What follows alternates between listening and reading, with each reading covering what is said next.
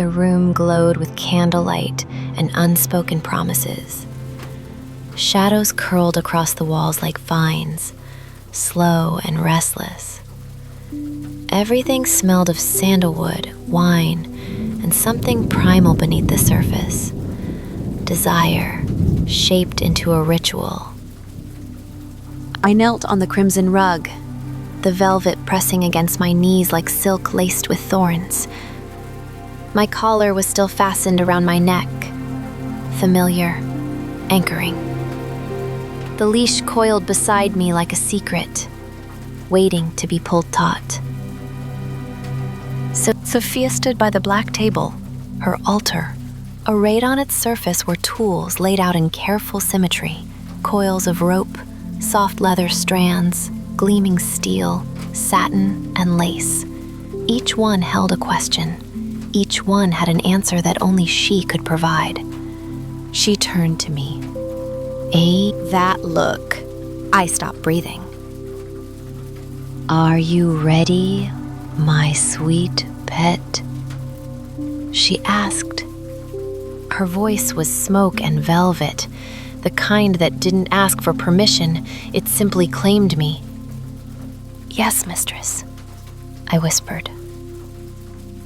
And with that, the world fell away. She stepped closer, lifting the collar's leash and giving it a gentle tug, not hard, just enough to tilt my chin and remind me who I was in this moment. "Good girl," she murmured. The words struck deeper than the touch ever could. "Crawl to me."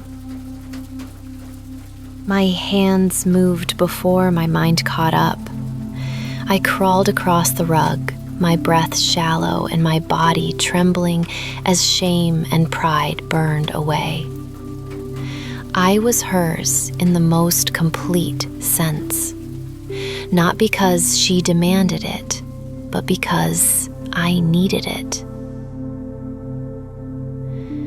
She circled me like a painter examining her canvas.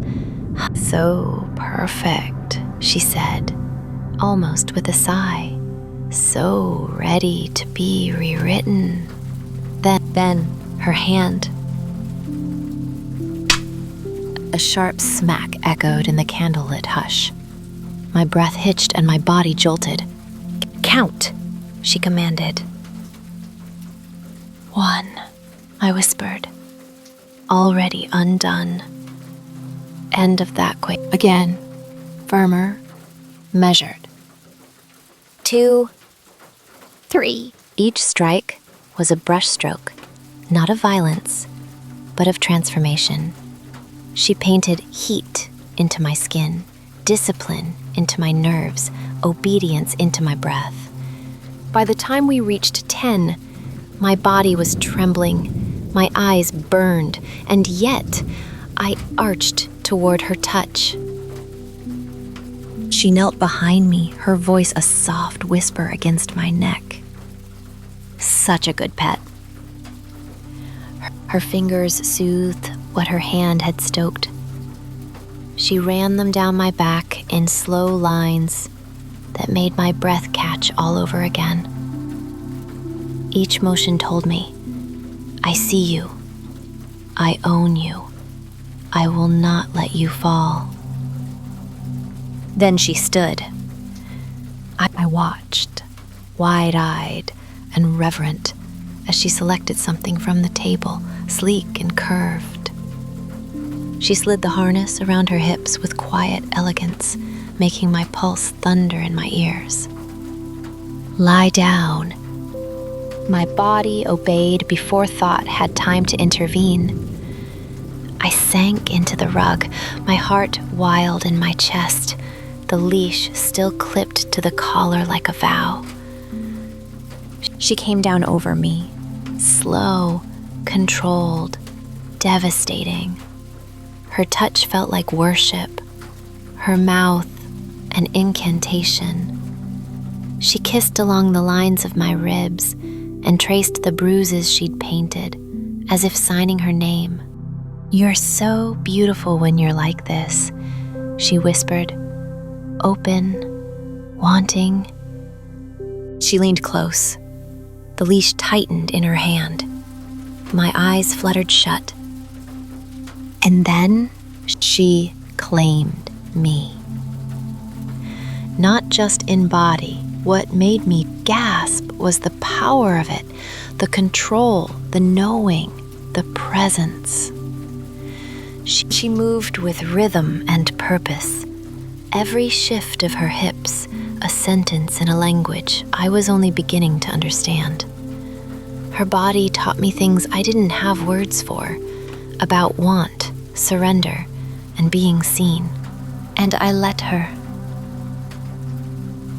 My moans rose without shame, ragged and desperate.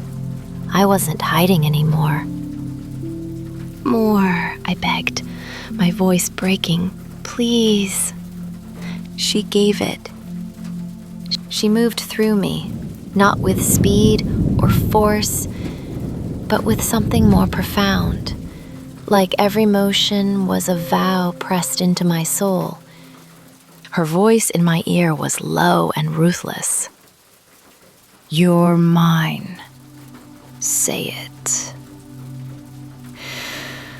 I'm yours, I sobbed, arching into her.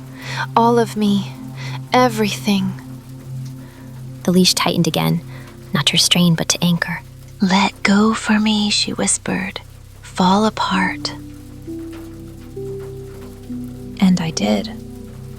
My world shattered. Heat, sound, trembling surrender.